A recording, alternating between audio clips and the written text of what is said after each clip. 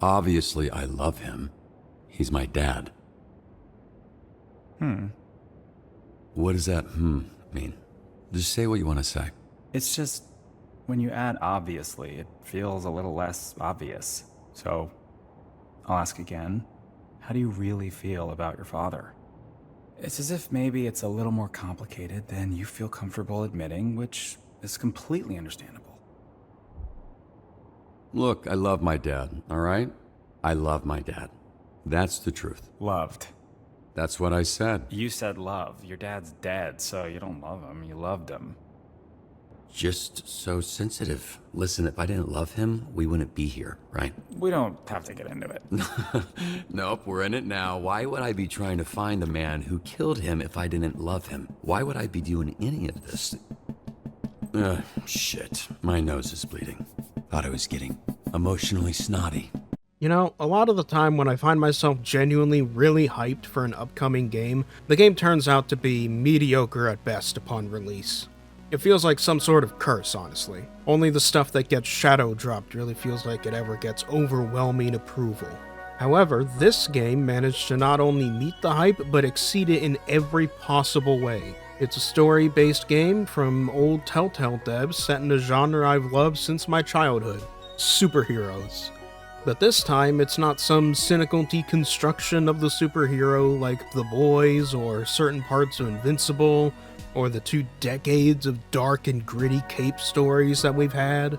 No, this time we're looking at a genuine zero-to-hero story in the form of a workplace comedy. This is Dispatch.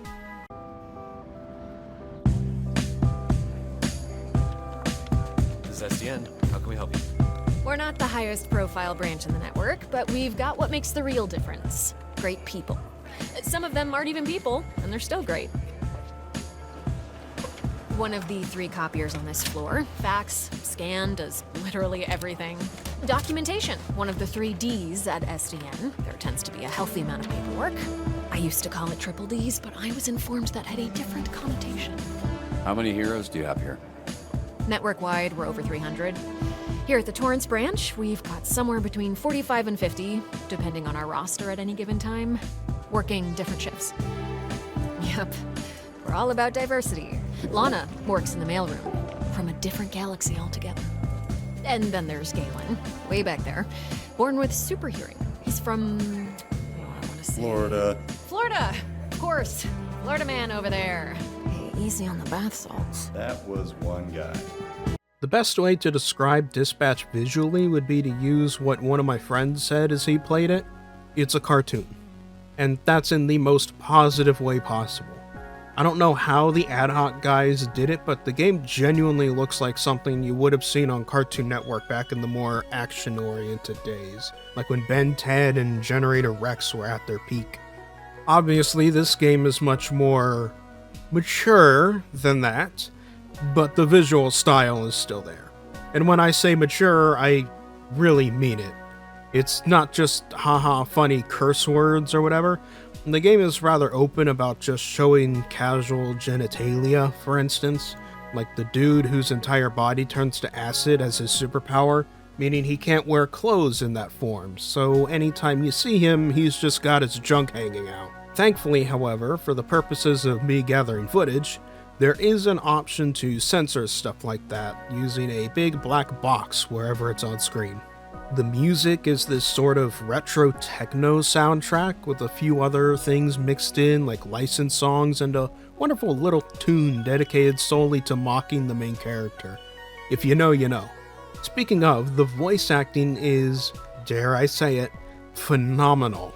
Seriously, I was a little skeptical when I saw YouTubers like Jacksepticeye and Critical on the cast, since usually when that kind of thing happens, you quickly find out that they're not hired for their voice, but just for their brand appeal, and it leads to a very subpar result.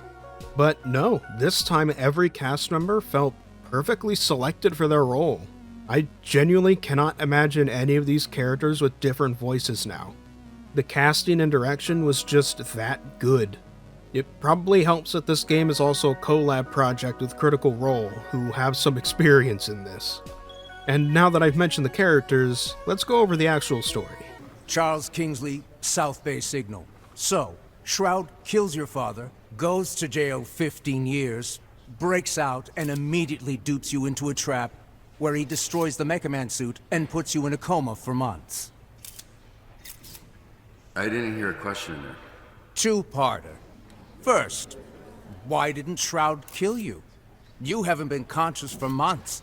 It'd be easy money taking you out. Okay, Shroud wanted the Astral Pulse and Mecha Man gone. He got both. I'm not sure I mattered much. Right, you're unimportant. Which leads me to my next question. Most heroes avenge their family. You did the opposite. You killed their legacy. How disappointed would your dad be if he were here right now? Your father, your grandfather, they must be rolling over in their graves.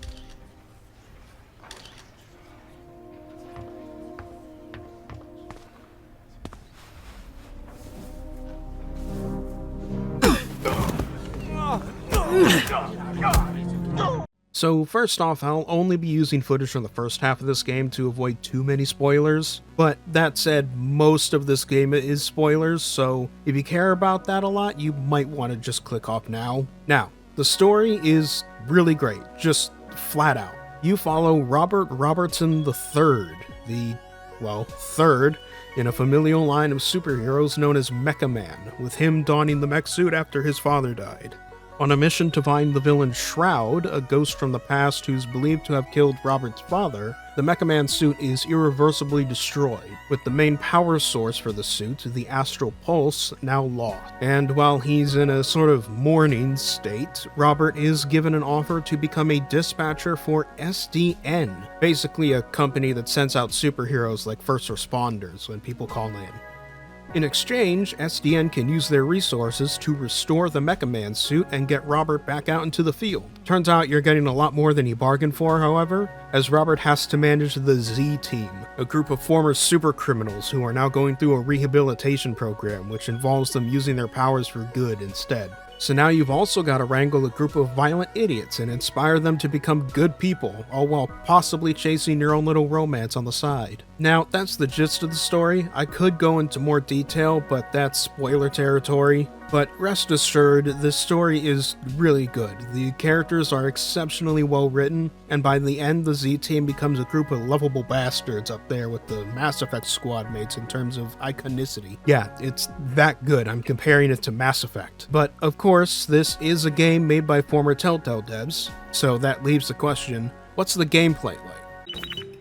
Denny the Bone Zone Diaz here. Today's topic is all about SDN hiring criminals to protect us?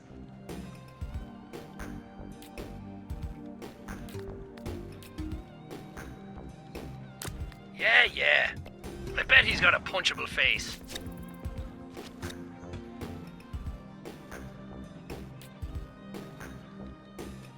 Close your eyes. You're not gonna like what you see anyway.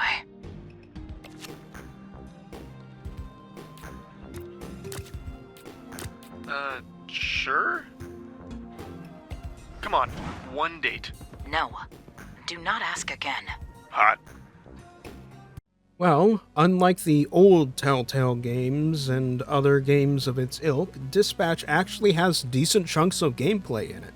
Sure, the story parts amount to making occasional dialogue choices and maybe a QTE, which you can actually turn off QTEs by the way, thank God. But there's more to it than that. For one, those dialogue choices really are impactful. The fate of certain characters are actually decided by multiple choices you make rather than just really plain single decision paths. Seriously, the amount of choices in this game leads to a lot of different permutations of the story playing out. And your choices will affect the actual gameplay, the dispatching. And the dispatching can and will affect the story depending on what you do. Each episode, you'll take one or two shifts where you wait for people to call in with emergencies, and then you have to send in the hero or heroes you think will be best suited for the job based on their superpowers, interpersonal synergies, and stats. It looks simple, but it's actually a really engaging system that gets really damn hard by the end of the game, including the hacking minigames you gotta do as well, which can feel nail-biting at times. All in all, I'd say Dispatch is probably the best in its genre in terms of gameplay, from both the impact of choices to actually having gameplay to experience. I don't know. Maybe it was a mistake. Maybe we should have given more of a shot. Nah, they're all soft. That's why I would have cut them all. Starting with that asshole. Why's she staring at you? Don't you got some work to do? Don't you got some dementia to onset? That one stung a little. Hey, Blazer's looking at backfilling your open spot with Phenomenon or Waterboy. You should think about who you'd want. One of them is the poster boy of SDN and the other guy pukes water. What am I missing? We now go live to the 405 where an unusual scene is unfolding. Shit, he looks rough. Can you not do that like that, please? Sorry.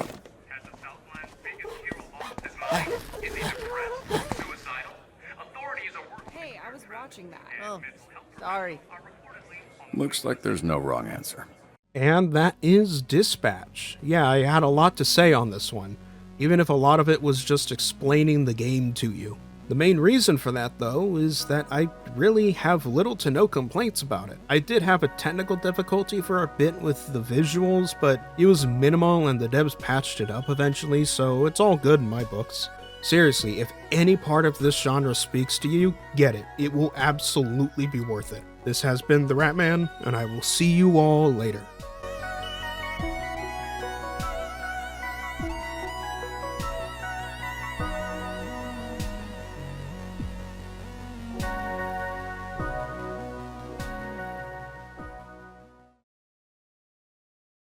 And lastly, a special thank you shout out to Mike Uniturtle, Reese, Scarlet, and Dizerat. Thank you for the $5.